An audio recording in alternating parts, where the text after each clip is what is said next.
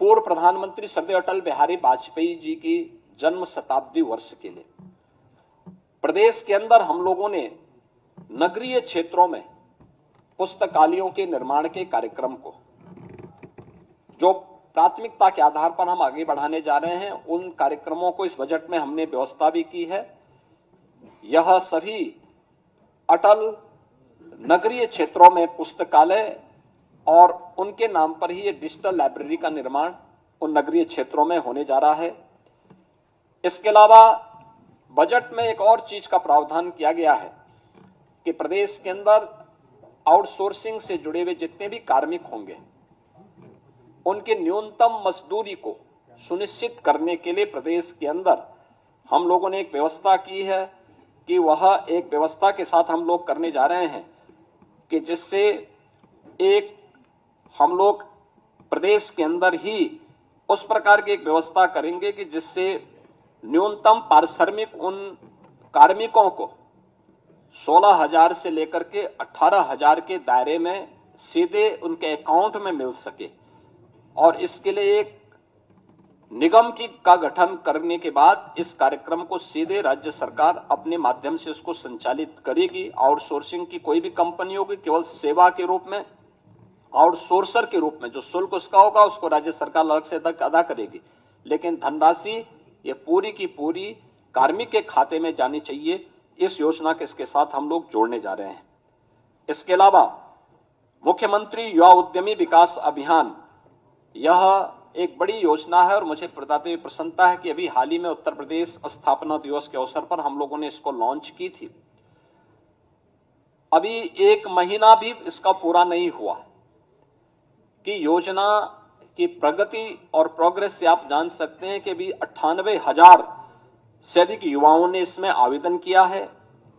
76,000 आवेदन बैंकों को प्रेषित किए जा चुके हैं। 16,000 मामलों में ऋण स्वीकृत हो चुके हैं। 6,000 ऋण वितरित भी किए जा चुके हैं और आगामी वर्ष के लिए हम लोगों ने फिर से 1 लाख ऐसे युवा उद्यमी के लिए भी धनराशि की व्यवस्था राज्य के बजट में की है। 1,000 करोड़ रुपए की बजट की व्यवस्था इसके साथ हम लोगों ने की है। उत्तर प्रदेश वानिकी के क्षेत्र में हम लोगों ने काफी प्रगति की, यानी वन आच्छादन उत्तर प्रदेश के अंदर बढ़ा है। और वन आच्छादन बढ़ाने के जिस लक्ष्य को देश के अंदर जिन राज्यों ने सर्वाधिक प्रगति की है, पिछले 8 वर्ष में हमारी सरकार ने 210 करोड़ वृक्षारोपण के बृहत लक्ष्य को प्राप्त किया है। गत वर्ष देश के अंदर एक पेड़ मां के नाम, इस कार्यक्रम को भी हमने बहुत अच्छे ढंग से आगे बढ़ाया था, जिसमें 36 करोड़ से अधिक वृक्षारोपण के कार्यक्रम को हम लोगों ने आगे बढ़ाया। इस पे रिसर्च के लिए एक नए विश्वविद्यालय की स्थापना के लिए और साथ साथ वानिकी विश्वविद्यालय के साथ साथ वो औद्यानिक भी बन सके, यानी औद्यानिक उसको भी हम आगे प्रमोट कर सकें, इसके लिए एक विश्वविद्यालय के निर्माण के लिए भी हम लोगों ने धनराशि की व्यवस्था इसमें की है और यह कार्यक्रम अब तक आगे बढ़ने जा रहा है। खासतौर पर एक नया कार्यक्रम अन्नदाता किसानों के लिए जो हम करने जा रहे हैं, उन्नत किस्म का बीज उन्हें प्राप्त हो। यह लखनऊ में हम लोग उसे एक सीड पार्क का निर्माण करने जा रहे हैं। यह सीड पार्क भारत के पूर्व प्रधानमंत्री और किसानों के मसीहा चौधरी चरण सिंह जी के नाम पर समर्पित होगा और इसके लिए भी 250 करोड़ 251 करोड़ रुपए की व्यवस्था हम लोगों ने इस बजट में इसका प्रावधान किया है। अन्नदाता किसानों के लिए हम लोगों ने 26 जनपदों में यूपी एग्रीज के अंतर्गत 4,000 करोड़ रुपए की निवेश करके कृषि क्षेत्र में क्रांतिकारी बदलाव लाने के लिए एक कार्यक्रम को आगे बढ़ाया है। ऐसे ही छाता की चीनी मिल को उसके क्षमता विस्तार के लिए धनराशि की व्यवस्था की है और पिपराइच की चीनी मिल के लिए भी वहां पे एक इंटीग्रेटेड शुगर कॉम्प्लेक्स में डिस्टिलरी के निर्माण के लिए भी धनराशि की व्यवस्था यहां पर की है। प्रदेश के अंदर हर जनपद की एक प्रमुख मंडी में पहले चरण में किसानों के लिए एक सेंटर, यानी उनके लिए एक विश्रामालय और विश्रामालय के साथ साथ एक कैंटीन अन्नपूर्णा कैंटीन जो माता सबरी के नाम पर समर्पित होगा, तो इसके निर्माण के कार्यक्रम को भी हम लोगों ने इसमें व्यवस्था की है, जिसमें उन्हें बहुत कम दाम पर भोजन की थाली वहां उपलब्ध हो सके, इसकी व्यवस्था की है। तो मुख्यमंत्री कृषक दुर्घटना बीमा योजना के अंतर्गत भी किसान हो, किसान के परिवार के सदस्य हो, या फिर अन्नदाता किसानों से जुड़े हुए जो अन्य उनके सहयोगी किसान होते हैं, इन पर किसी भी आपदा के कारण उनके दुर्भाग्यपूर्ण मृत्यु होने पर उन्हें 5 लाख रुपए की बीमा कवर को मुख्यमंत्री कृषक दुर्घटना बीमा योजना के साथ जोड़ा है, जिसमें 1050 करोड़ रुपए का व्यवस्था किया गया है। और निराश्रित गोवंश के रख रखाव के लिए भी 2000 करोड़ रुपए का व्यवस्था हम लोगों ने इस बजट में प्रस्तावित किया है। प्रदेश के अंदर मेधावी छात्र छात्राओं के लिए स्कूटी की एक स्कीम हम लोग इस बजट में प्रावधान किए हैं, जिसके लिए 400 करोड़ रुपए की व्यवस्था की गई है, और जिसमें महारानी लक्ष्मीबाई के नाम पर इस योजना को प्रदेश सरकार चलाएगी और इस कार्यक्रम को हम आगे बढ़ाने जा रहे हैं। मुख्यमंत्री सामूहिक विवाह की योजना 51,000 रुपए से बढ़ाकर के 1 लाख रुपए का प्रावधान, और इसके लिए भी हम लोगों ने अब तक 4 लाख से अधिक गरीब बेटियों की शादी इसके माध्यम से की है। अब इस राशि को बढ़ाकर के किया गया, इसके लिए धनराशि का प्रावधान किया गया है। इसके अलावा अब तक विधवा पुनर्विवाह में जो प्रोत्साहन राशि थी 11,000 थी, और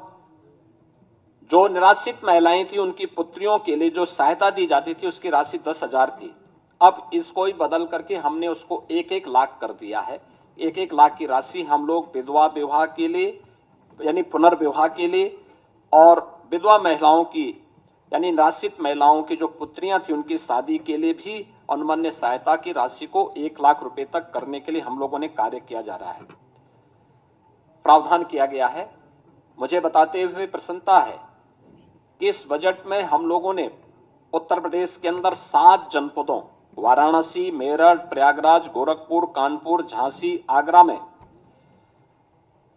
श्रमजीवी महिलाओं के लिए यानी कामकाजी महिलाओं के लिए हॉस्टल बनाने के कार्यक्रम को भी इस बजट में प्रावधान किया है। यह योजना समर्पित होगी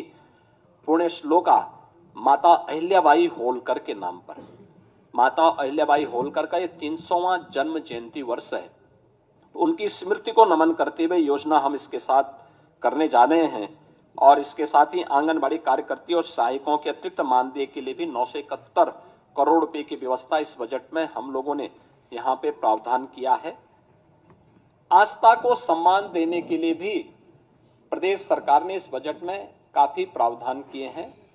और महाकुंभ की सफलता आप सबके सामने है। आपने आज कैट की रिपोर्ट को भी देखा होगा कि महाकुंभ के कारण इकोनॉमी में 3 लाख करोड़ रुपए से अधिक की वृद्धि की संभावना अभी से बताई गई है। और मुझे बताते हुए प्रसन्नता है कि इस आयोजन को आगे बढ़ाने के साथ साथ अयोध्या क्षेत्र के पर्यटन विकास के लिए 150 करोड़ रुपए, मथुरा वृंदावन के विकास के लिए 100 करोड़ रुपए की अतिरिक्त व्यवस्था का प्रावधान किया गया है। वृंदावन में श्री बांके बिहारी मंदिर के सुंदरीकरण और उसे कॉरिडोर के रूप में विकसित करने के लिए 150 करोड़ रुपए की व्यवस्था का प्रावधान किया गया है। मिर्जापुर में मां विंध्यवासिनी धाम और उससे जुड़े हुए त्रिकोण के विकास के लिए 200 करोड़ का विकास प्रस्तावित किया गया है। नैमिषारण्य में पर्यटन सुविधाओं के विकास के लिए 100 करोड़ रुपए का विकास 100 करोड़ रुपए का प्रावधान किया गया है। साथ साथ वहां पर वेद विज्ञान केंद्र के लिए भी 100 करोड़ रुपए की व्यवस्था का प्रावधान किया गया है। चित्रकूट में भी पर्यटन विकास के लिए 50 करोड़ रुपए का प्रावधान किया गया है। ये सभी कार्यक्रम हम लोगों ने इसके साथ जोड़े हैं, और मुझे बताते हुए प्रसन्नता है कि आदरणीय प्रधानमंत्री जी के मार्गदर्शन में, उनके नेतृत्व में ये डबल इंजन की सरकार 5T पर, जो 5T का मंत्र प्रधानमंत्री मोदी जी का है, trade, tourism, technology, tradition and talent को मंत्र मान करके उत्तर प्रदेश आज अपनी लेबर फोर्स को इकोनॉमिक फोर्स के रूप में आगे बढ़ाने की दिशा में तेजी के साथ कदम बढ़ाया है। और मुझे प्रसन्नता है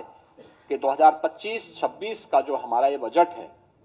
या प्रधानमंत्री मोदी जी की विजन के अनुरूप अपने जो समयबद्ध कार्यक्रम रोड मैप हम लोगों ने तैयार किया है $1 ट्रिलियन की इकोनॉमी को प्राप्त करने का, अब तक के हमारे जो टारगेट हैं वह समयबद्ध तरीके से आगे बढ़ रहे हैं और मुझे पूरा विश्वास है कि 2025-26 में हमारे वित्त मंत्री श्री सुरेश कुमार खन्ना जी के द्वारा आज जो बजट भाषण प्रस्तुत किया गया है सदन के पटल पर, यह उसे समयबद्ध तरीके से अचीव करने में सफल होगा। मैं एक बार फिर से बजट को प्रस्तुत करने के लिए वित्त मंत्री जी का, अपर मुख्य सचिव वित्त और वित्त विभाग के सभी अधिकारियों का हृदय से धन्यवाद देता हूं और मुझे पूरा विश्वास है कि हम समयबद्ध तरीके से इसको आगे बढ़ा करके उत्तर प्रदेश को देश की अर्थव्यवस्था के ग्रोथ इंजन के रूप में प्रस्तुत करने में सफल होंगे। बहुत बहुत धन्यवाद जी।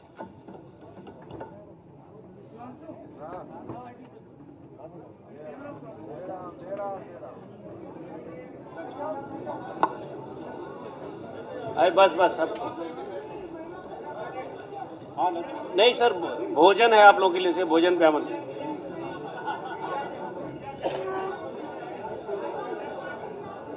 अरे महिला पत्रकार पुरुषों से अलग है क्या?